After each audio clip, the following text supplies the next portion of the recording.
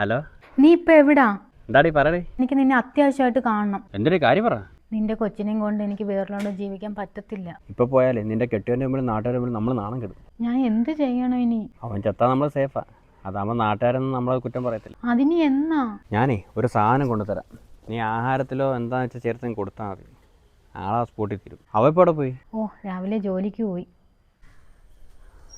ഇത് വെള്ളമല്ലേ ചേച്ചി? എന്തിനാടാ? ഇത്തിരി കുടിക്കാനായിരുന്നു. നീ എന്തിനാടാ പൈപ്പിൽ നിന്ന് വെള്ളം കുടിക്കുന്നത്? ചോദിച്ചിരുന്നാൽ ഞാൻ അകത്തുനിന്ന് വെള്ളം എടുത്ത് തരത്തില്ലേ നിനക്ക്? പല വീട്ടിലും നമ്മൾ പണിക്ക് പോകുമ്പോഴത്തേക്ക് അവിടെ നിന്ന് കുടിക്കാൻ വെള്ളം പോലും കിട്ടാറില്ല.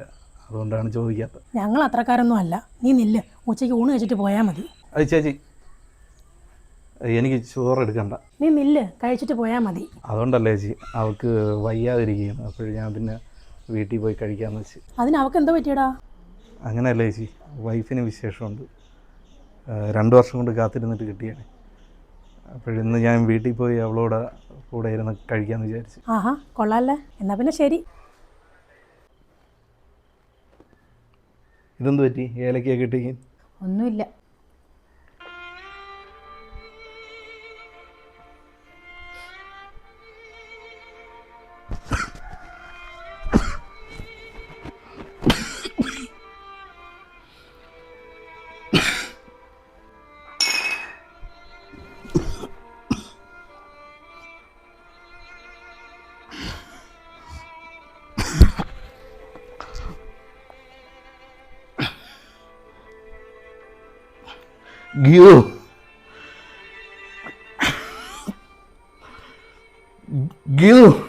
നിന്നെ കൊല്ലാൻ വേണ്ടി തന്നെ തന്നെയാ. ഇനിയെങ്കിലും ജീവിക്കണം ഞങ്ങൾക്ക്.